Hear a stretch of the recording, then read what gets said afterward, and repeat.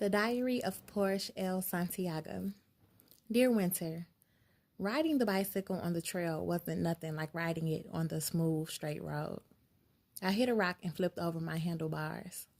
The last thing I saw was treetops and the wheel spinning a few inches from my face.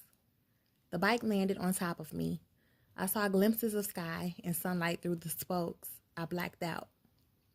Head pain, a little more drastic than a headache. My eyes were opening some, just slits. Again, I was in an unfamiliar place. Not home, not foster care, not prison, not Nana Anas. I must have still been on the reservation because everything was wooden. The natives seemed to like that kind of design better than aluminum siding or any other material. Even I was lying on a slab of polished wood, like someone had laid me on a tabletop. When I lifted my head a little, it hurt, so I laid it back down. I moved my fingers just to check and make sure they were working right. I slid my hand over my thigh and in between. I needed to check if someone had fucked me in my sleep. When I smelled my fingers, I panicked. The smell wasn't the same. I heard sounds, heavy breathing, and skin rubbing together. I felt terror. Slowly, I turned my weight in a way not to make sure it hurt any more than it already did. The first thing I saw was 3 heads without bodies. Not real heads, but styrofoam ones, made out of that same material they use to make cups.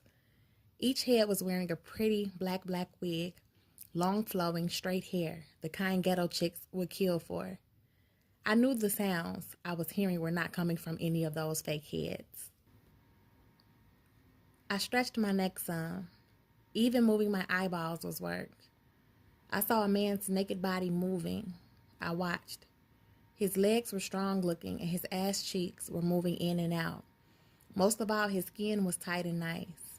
It was tan, like the inside of a Milky Way, with a teaspoon of chocolate mixed in it. I liked his muscles moving. There was a body below him. Her legs were open. Her feet were flat against the bed at first. She pulled him up some, and then wrapped and locked them around his butt. I couldn't see his or her face, but the dancer in me knew they were moving in a rhythm together. Not like a fight or a rape. My fear evaporated. So this is sex, I thought to myself. Those sounds. After a while, I closed my eyes and made the music in my mind. Meanwhile, I tried to imagine the feeling they both felt. I couldn't.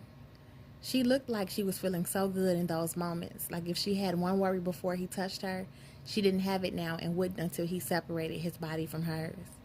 I drifted into sleep because I was running real fast while I was knocked out on the wooden tabletop. I was chasing a feeling I just couldn't capture. The guy I met. Dear Mama, you already know, today is my 11th birthday.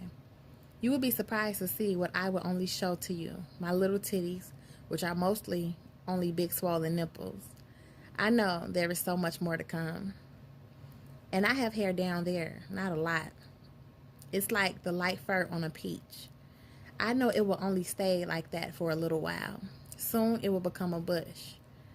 I've been told that I had my womanhood. Seems too soon to me. I wanted you to be the one telling me all that. Then you and I would keep it a secret from Papa. Mama, listen to this. A few days ago, I woke up in a tree house in the wilderness, closer to the sky than usual, with unusual neighbors, if you know what I mean. When I first looked out of the door, I saw a beautiful but nervous blue jay and a red robin. When I saw the ground, it was way below where I was standing. I got dizzy. No one was home. I didn't see a way out besides jumping and breaking my little legs.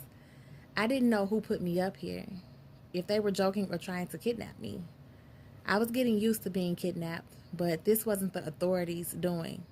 I knew. It turned out a handsome drummer lived in this tree. I know you wouldn't say he's more handsome than Papa, but he's damn sure fine. He's native with a Caesar cut and a tomahawk tattooed on his neck. He has dark eyes and dark brown lips and a strong body.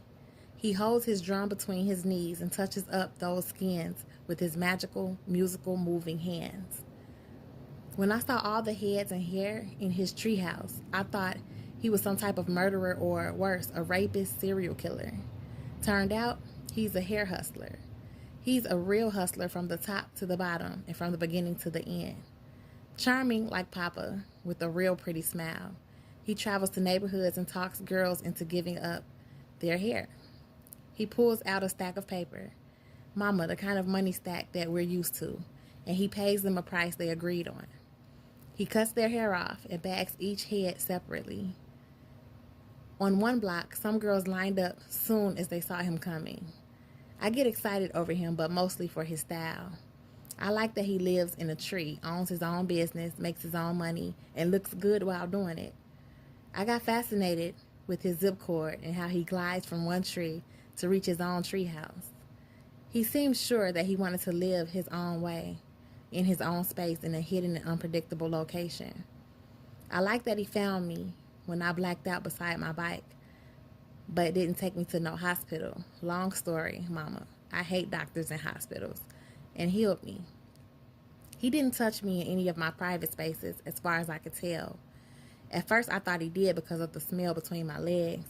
Then I remembered that I had my womanhood, and that made things different. Besides, he has a girlfriend, and she's really crazy over him, I could tell. She said she's the one who washed my body clean and changed my clothes. She was cool at first. Now she wants me to get out. Last night, I danced for him, but not really for him, but for his drum beats.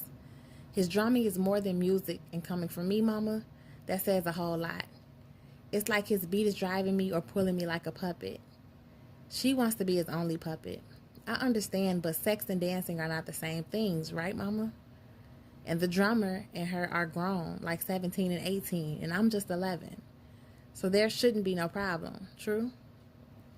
She says that if I had my womanhood, I can have a baby, and that's too grown to be staying with her man in a treehouse. I've been here for like 6 days, but I couldn't tell him where I live because I promised Riot I wouldn't tell people where we are staying. For 3 days, I was sick. For 2 days, I was enjoying watching them. She was making wigs, not cheap ones, incredible ones, that you might see on the head of some type of rich and glamorous movie star. I helped her wash the hair he collected. I combed and blow-dried it too. She paid me a fair price for my help. For the last 2 days, I was rolling with him, checking his hustle. His haircut was clean and sharp, but he showed me a photo of himself with long, straight, black, beautiful hair lying on his back and flowing all the way to his bottom. I gasped and asked him, was it his real hair grown from his scalp? He smirked and said, of course. I chopped it off and sold it. I asked him why he cut something so lovely. He said he sold it to the father of a young girl who had cancer. He sold the hair that he cherished to replace the lovely hair that the little girl once had but lost to the horrible illness. It was his most special human hair wig. Don't get angry, Mama. I asked him how much he would pay if I chopped my hair off and sold it to him. He told me it was too beautiful and I should keep it. He said the same thing you used to say, never cut it. On my last night staying with them, he was drumming in the clearing in the woods, and I was dancing. These natives up here seem to always have a reason why they are dancing, something they are trying to say, or someone they are trying to talk to, or something they believe that I don't understand. So I was doing a wicked dance. My reason was for him to never forget me. I'm going back to Nana Anna's house today. Now I'm confident riding across the forest on the zip cord. Once I saw how fearlessly the girlfriend did it, I had to be brave also. I'm leaving at sunup and I'm going alone. But he promised me that I could come back if my mother said so. My dance last night must have worked because he also asked me if I would dance in the autumn festival to his drum beat. I told him I would. He doesn't have $1 million to pay me for moving and shaking my hips like you used to suggest. But please don't worry, Mama. I'm just killing time. I learned how to do that in prison. I'm killing time until I get to you in 16 days. To my twins, Mercedes and Lexus. Should I write each of you a separate letter with a separate topic? I thought about that for a couple of days before I actually began writing this one to the both of you. I thought about how now you two are both 7 years old. So amazing. I tried to guess how your little faces may have changed. More than that, I tried to imagine your personalities. People don't realize that 7-year-olds have their own personalities. I had one when I was 7, so I'm sure both of you do too. How are they different from one another? I miss getting to see those changes happening to each of you. A friend of mine got a puppy today. She said it was a late birthday present to herself. It's not one of those small ones that can fit into mama's pocketbook. It's a Rottweiler that will grow big and rough. I think my friend wants someone who is completely loyal to her and on her side. She already said that her and the dog are breathing in the same rhythm. She takes him outside and trains him for a few hours every day. I think she wants him to be more ferocious than a real wolf or a mountain lion. She's really smart, so she might get her way. The Rottweiler's name is Blood. You two would be surprised. I made my first birthday cake from scratch. That means I had to get all the ingredients, measure them out carefully, and blend them the right way. My friend chose one of the most difficult cakes for me to make. It sounded like it was going to be real nasty at first, but it turned out to be delicious. It's a carrot cake with buttercream frosting. Don't worry, I know you girls don't want no vegetables. You know I used to be the same way, but a carrot cake doesn't taste like a raw carrot. Besides, I learned a lot here in summer camp. Vegetables are only nasty tasting when a farmer sprays them with poisons called pesticides. I know that sounds like a crazy thing for a farmer to do, but most of them do it. They want the bugs to stay away so they can have a bunch of good-looking vegetables.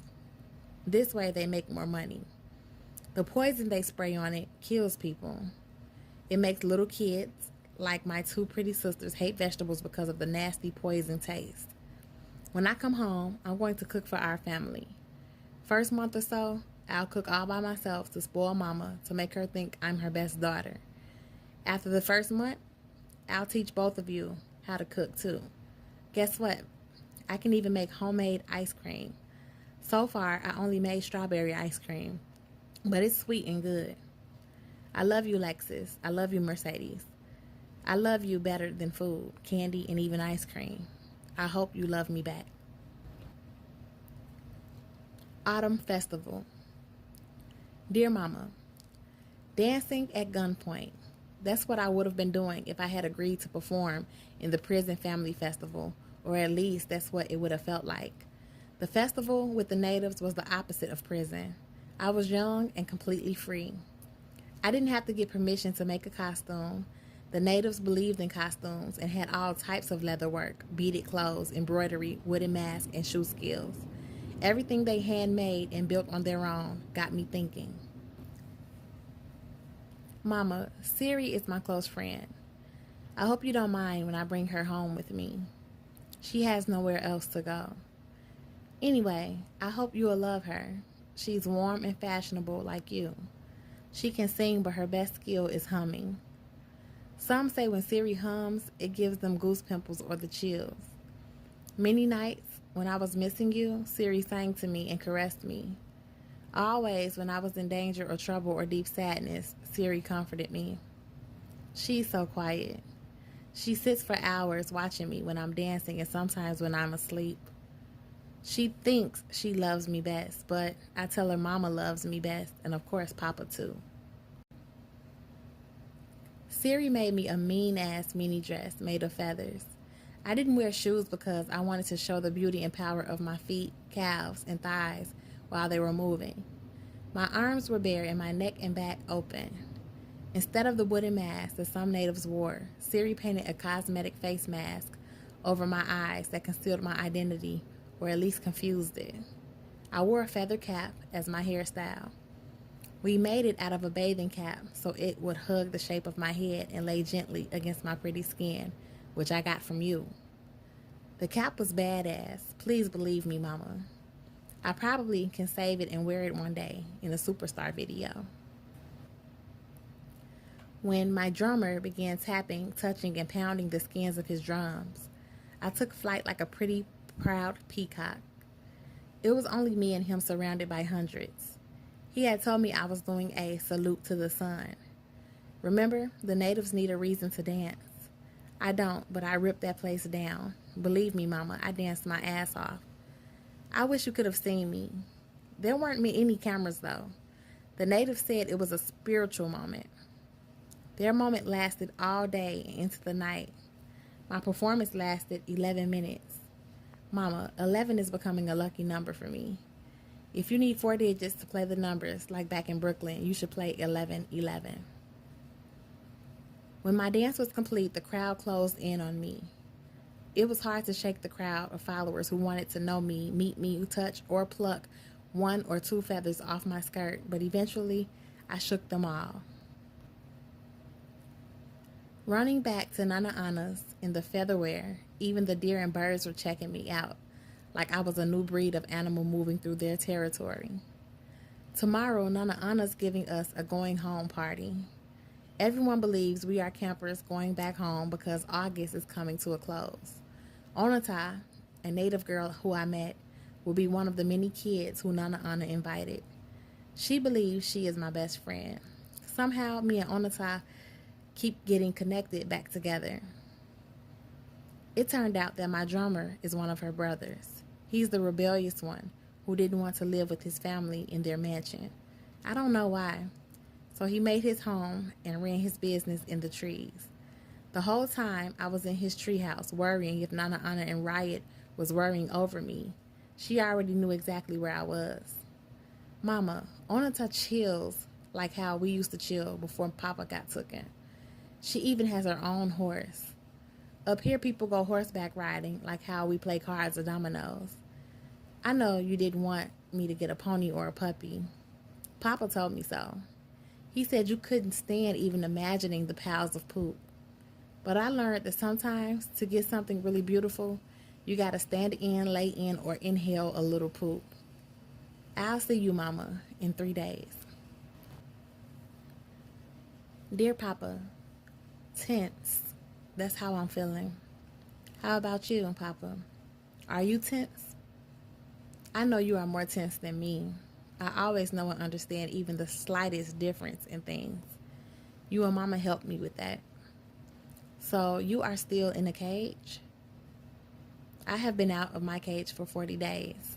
I'm tense because now that I've been out for what seems like a long time to me, if I get captured, it would be much harder for me to cope and deal. I'm sure of that. So I am planning to not get caught to the best of my ability. I have been thinking, Papa, of pretty heavy things for the past 24 hours straight. For example, how serious am I about not getting caught? Am I so serious that I would kill to defend my freedom? I have been fighting a lot for 3 years now, Papa. I know some murderers, but I don't think I'm one of them. I hope the authorities never push me so hard and so far that I have to kill. And if I can't kill anyone else, no matter who they are, I can and am willing to hurt them enough to stop them from coming after me. The toughest question is, could I kill myself as a means to not getting captured ever again? It's hard to measure suicide. How does a person know if it's better to be dead or alive when life can switch up in a heartbeat and become so scary and painful? And if I get captured, I can still get released one day after time served. I can still then see you and Mama, Winter, Lexus, and Mercedes. If I kill myself, I won't be able to see any of you unless there's really a place called heaven. Heaven or hell. If I kill myself, I'll be waiting there alone till any one of my loved ones passes away and arrives to join me. The problem is, I have already been alone for too long. Papa, tomorrow we ride. You said you have a tight team. Me and my girl call ourselves Ivory and Ebony. We are definitely tight. If you knew Ebony, even you might want her to become one of your soldiers. She got a 19-year-old girl to ride with us. We call her Honey. That's not her government, but that's the name she wanted to be called. She's driving, got a license and a social security number, a credit card, and she's renting a vehicle. She's not doing us any favors. My girl met her outside a casino. Honey had a black eye and a habit. We have been using her habit against her. My girl Ebony says She been training Honey the same way she trains her Rottweiler. She makes her do tricks for treats. She starves her at the right time, feeds her at the right time. At first, Honey thought Ebony was a man. She was used to having a pimp, so she followed orders nicely and expected to get punched when she didn't. After a while, she got used to Ebony. When my girl showed Honey that she was actually a girl, Honey laughed a lot and says she knew she was too good to be true. No man is so good, Honey said about Ebony. By that time, she was hooked on her trainer. I met her once. I don't trust her, but I trust my girl. When I saw how nice my girl was treating her that one day, I thought the chick should have been named Money instead of Honey because she ate and drank too much, plus she got a habit to feed. Honey said that Honey is her stage name. She caught it because the men can't leave her alone. Once they meet her once, they stick. That's what she said. Now she says she's tired of men. 19 and tired of men. How does that happen, Papa? She wants to go to Hollywood, and Young, that's what she calls Ebony, is her manager. Papa, Honey used to get beat up a lot. We don't beat her, though. We treat her good even though it's not good to feed her habit. I've learned, Papa, some people gotta get used. The weaker you are, the easier it is to use you. I hope Mama doesn't get startled when we ride up to our Long Island home. I wouldn't want her to start busting shots at us, since she's definitely not expecting them or me. Papa, remember that time I fought with Cousin Stacy over Aunt Sheila's house? Remember Aunt Sheila spanked me and yelled, "Money don't grow on trees"? I know you remember it well. Mama was so mad that Aunt Sheila had the nerve to spank me. I remember after Mama told you the story, you didn't really react or bring it up again to me or none of us. Then on a late Saturday night, you walked into my bedroom with a money tree. When I woke up early the next morning, I didn't believe I had a real potted small tree at my bedside. Each thin brown branch had leaves made of real cash, folded and dangling like birds. The lowest branches had ones, then fives, tens, 20s, then hundreds close to the top. The top branch had a new pair of gold earrings for me. I wasn't sure what I was most excited about. The fact that you thought about me and took the time to do something so special to make me feel better, or the money, or the way my money was folded into the shapes of birds and other animals. Yes, the 24-karat gold earrings were really pretty, but I'll admit I thought about Winter. She would have gotten diamond earrings from you. But if you had put diamonds on the top branches of that money tree, I probably would have blacked out from an overdose of happiness. I wanted to tell the whole world about my papa. How could people not know how real you are, how big your heart is? You told me, sometimes when you have a good thing that no one else has and everybody wants, you gotta keep it a secret. Hold it in your chest. You said, keep it for a rainy day. So I planted the tree out back. I listened to your instructions. Papa, I know I pressed you to teach me how to fold the paper like you folded the cash, and wasn't satisfied until you taught me the origami. It took so long for you to teach me. I figured you had to go find out and learn it for yourself first. But you did, Papa, because you always came through. Now I can make those origami birds and shapes easily. Papa, to this day, you are my only hero. When you got taken, Papa, it was the darkest, coldest night ever. My plan was to give that money from the tree to Mama so she could help you. Then Mama got taken. Then I got taken. Mercedes and Lexus got taken. I did one thing that might make you proud. Before I got taken, I thought ahead, like you used to try and teach me to do. I took each folded bill out of the beak of my stuffed bird named Pretty. I buried the cash from my money tree in our backyard somewhere, near where I had first planted the tree in the ground. Tomorrow, we ride. If anything bad happens to me, capture, murder, suicide, I want Mama to have that money and to give it to you. I want your commissary to be endless. I don't want you to even have to lift a finger or to do what anyone else says for you to do, just to earn. I'm familiar with the cage, Daddy. Your middle daughter loves you more than you may ever know. Early tomorrow morning, I'll bury this journal. I already set it up so that if I don't make it, this journal will be dug up and given to Mama so she can collect the money. I already know that anything I give to Mama is the same as I gave it to you. I am your middle daughter. If you receive this diary journal, this is my true voice and true feelings. The end of PORSCHE Santiaga's On the Reservation journal.